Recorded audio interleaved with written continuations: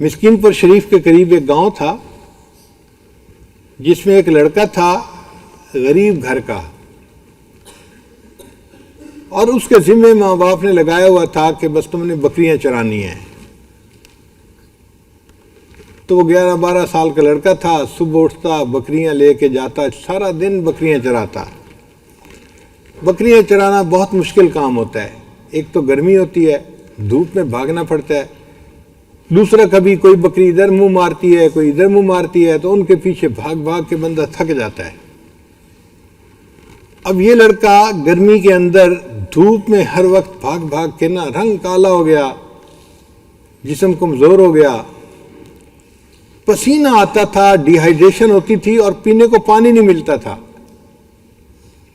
تو بڑی مشکل سے یہ دن گزارتا اور شام کو واپس آتا، اور جب واپس گھر آتا تو ایسے تھکا ہوا ہوتا تھا کہ بس آ کے بستر کے اوپر گر جاتا تھا، نیند آ جاتی تھی۔ اگلے دن جاگتا تھا تو پھر بکریاں چرانی۔ بکریاں چرا چرا کے اس کا نا ستیہ ناس ہو گیا تھا۔ ایک دن اس کو ایک دوست ملا، ایک دوسرے سے حال پوچھے۔ اس نے اس سے پوچھا کہ بھئی سناؤ تمہارا کیا حال ہے؟ اس نے کہا یہ بڑا مزے میں ہوں۔ وہ کیسے؟ کہ میرے والدین نے تو مجھے ایک مدرسے میں حفظ کے لیے داخل کروا دیا ہے، اور مسکین پور شریف کے مدرسے میں تو بجلی کے پنکھے لگے ہوئے ہیں، سارا دن گرمی کا ہم بجلی کے پنکھے کے نیچے بیٹھتے ہیں، اور جب پینے کا وقت ہوتا ہے تو ٹھنڈے پانی کا کولر لگا ہوا ہے، برف والا پانی پیتے ہیں، اور 3 وقت کھانا مل جاتا ہے، تو ہم تو میاں بہت مزے کی زندگی گزار رہے ہیں۔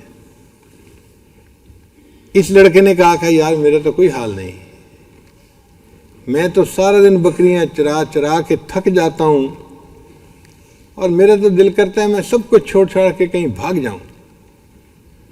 اس نے کہا کہ تم بھاگتے کیوں؟ میرے ساتھ آ کے مدرسے میں داخلہ لے لو۔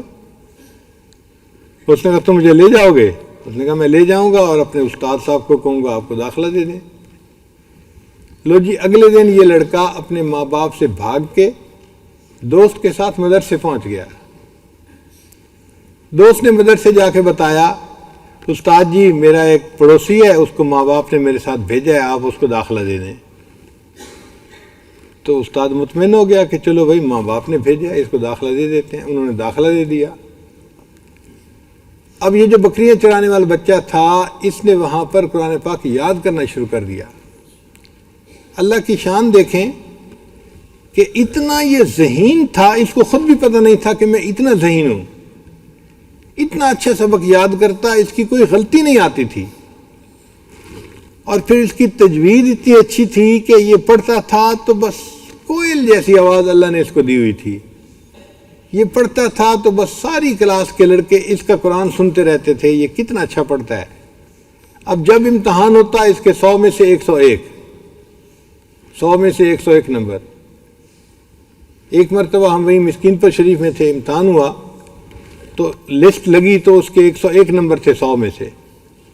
میں نے قاری صاحب کو کہا کہ قاری صاحب ہم لوگ بھی یونیورسٹی میں پڑھ کے انجینئر تو بنے ہیں، لیکن لگتا ہے کہ ہمیں آپ سے گنتی نئے سر سے پھر سیکھنی پڑے گی۔ کہنے لگے وہ کیوں؟ میں نے کہا 100 میں سے 101 نمبر کیسے آ جاتے ہیں بھائی، کل نمبر تو 100 ہیں، تو 101 نمبر کہاں سے آ گئے؟ انہوں نے کہا بھائی 100 میں سے 100 نمبر تو یہ لیتا ہے، اور اتنا اچھا یہ پڑھتا ہے کہ اس کو اعزازی طور پہ ہم 1 نمبر اپنے پاس سے دے دیتے ہیں، اس لیے 100 میں سے 101 نمبر اس کے ہوتے ہیں۔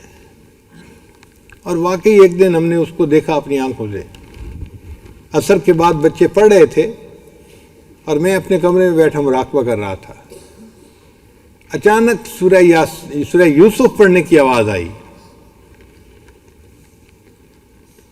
اب مراقبے میں وہ آواز جب مجھے سنائی دی تو میں حیران، یا اللہ ایسی آواز سے اتنی اچھی سورہ یوسف کون پڑھ رہا ہے؟ تو میرے لیے مراقبے میں بیٹھنا مشکل ہو گیا، میری توجہ بار بار ذکر سے ہٹ کے قرآن کی طرف جائے، وہ یہ پڑھ رہا تھا۔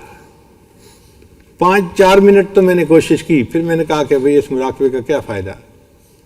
میں اٹھ کے باہر آیا تو دیکھا پوری کلاس کے بچے بیٹھے ہوئے ہیں، استاد بیٹھے ہوئے ہیں، اور وہ بچہ بیٹھ کے سورہ یوسف پڑھ رہا ہے، آنکھیں اس نے بند کی ہوئی ہیں اور لگا ہوا ہے سورہ یوسف پڑھنے میں۔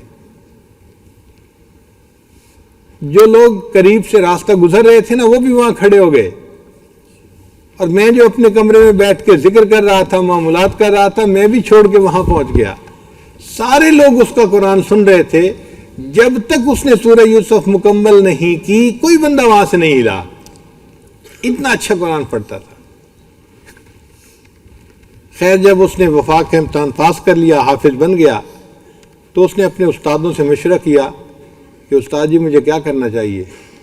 استادوں نے کہا بھئی آپ بہت ذہین ہیں، بہتر یہ ہے کہ آپ ملتان چلے جائیں اور وہاں پہ عالم بن جائیں۔ تو یہ نوجوان بچہ جو تھا یہ ملتان آ گیا اور وہاں آ کے یہ عالم بن گیا۔ اب عالم بھی بن گیا اور حافظ بھی بن گیا۔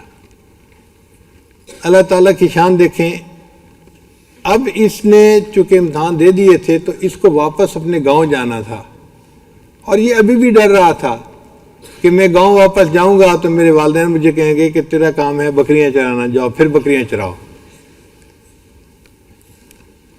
انہی دنوں ملتان کی ایک مسجد میں قرات کا مقابلہ ہوا، اور قرات کے مقابلے کے لیے انہوں نے کہا تھا کہ جو اچھی تلاوت کرے گا اس کو عمرے کا ٹکٹ انعام میں دیا جائے گا۔ تو بڑے لوگ راہ حضرات جو تھے اس میں مقابلے میں حصہ لینے کے لیے آئے۔ اس کو بھی کسی نے بتایا تو یہ قاری صاحب بھی پہنچ گئے۔ اللہ کی شان دیکھیں کہ مسجد کمیٹی والوں نے ایک عربی شیخ کو بلایا ہوا تھا، وہ بھی کسی مقصد سے اسلام آباد میں اس سے ملاقات ہوئی تھی، کوئی عرب کے رہنے والے تھے۔ ان کو انہوں نے قاضی بنا دیا، جج بنا دیا کہ جی یہ فیصلہ کریں گے کہ سب سے اچھی قرات کس نے کی۔ سب قرآن پاک پڑھا۔ جب اس قاری صاحب کے قرآن پڑھنے کی باری آئی نا تو انہوں نے اتنا اچھا پڑھا کہ سننے والوں کا دل مو لیا، انہوں نے دل خوش ہو گیا ان کا۔ سننے کے بعد ہر بندہ کہتا تھا کہ جی سب سے اچھا قرآن پاک انہوں نے پڑھا ہے۔ اب عمرے کی ٹکٹ کا رزلٹ اناؤنس ہونا تھا، تو وہ جو عربی شیخ تھے وہ سٹیج پہ آئے اور انہوں نے کہا کہ بھئی میری ذمہ داری تھی کہ میں اناؤنس کروں کہ کون فرسٹ آیا ہے۔ تو انہوں نے اس بچے کا نام لیا کہ انہوں نے سب سے بہتر قرآن پاک پڑھا ہے، اور اس کو ایک انعام دیا جائے گا مسجد کمیٹی کی طرف سے، وہ عمرے کا ٹکٹ ہے، اور ایک انعام دیا جائے گا میری طرف سے کہ میں اس کا قرآن سن کے جو خوش ہوا ہوں۔ اس کو 2 انعام ملیں گے۔ اب مجمع حیران، تو پہلے تو اس عربی شیخ نے ٹکٹ ان کو پکڑائی، یہ جی عمرے کی ٹکٹ ہے، یہ آپ کو انعام مل گیا۔ اب مجمع حیران ہے کہ بھئی اس کو دوسرا انعام کون سا ملتا ہے؟ تو عربی شیخ نے اعلان کیا کہ دوسرا انعام جو میں اس بچے کو دینا چاہتا ہوں وہ یہ ہے کہ میں مکہ مکرمہ کا رہنے والا ہوں، میری ایک بیٹی ہے جو جوان العمر ہے اور اس نے مجھے اجازت دے کے بھیجا تھا، میں اپنی اس بچی کو اس نوجوان کے نکاح میں دینا چاہتا ہوں۔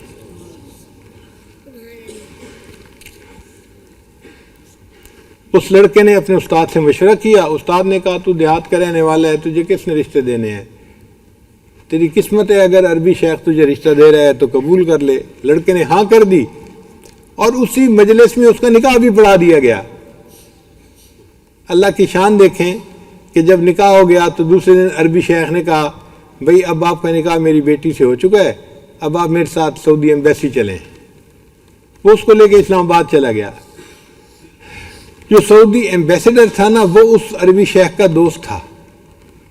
اس نے بتایا کہ جی میں نے اپنی بیٹی اس کے نکاح میں دی ہے اور اس کا اقامہ بننا ہے، فلاں بننا ہے، اور اس نے کہا جی کہ میں اس کو 5 سال کا ویزا لگا کے دے دیتا ہوں، آپ اس کو اپنے ساتھ ہی عرب لے جائیں اور وہیں پہ پھر اس کا اقامہ بھی بنوا دیں۔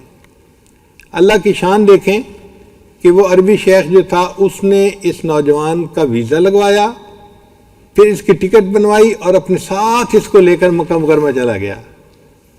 وہ لڑکا جو دھوپ کے اندر بکریاں چراتا تھا اور پسینے میں رہتا تھا، آج قرآن مجید کی برکت سے اس کا گھر مکہ مکرمہ میں بنا، شادی ہوئی، وہاں کے ایئر کنڈیشن گھروں میں وہ رہنے لگ گیا، اور وہ بچہ قرآن پاک پڑھتا تھا جب وہ روزانہ رات کو طواف کیا کرتا تھا بیت اللہ کا، کہاں بکریوں کے پیچھے بھاگتا تھا اور کہاں بیت اللہ کا طواف کرتے ہوئے اسے قرآن پاک پڑھنے کی سعادت مل رہی ہے۔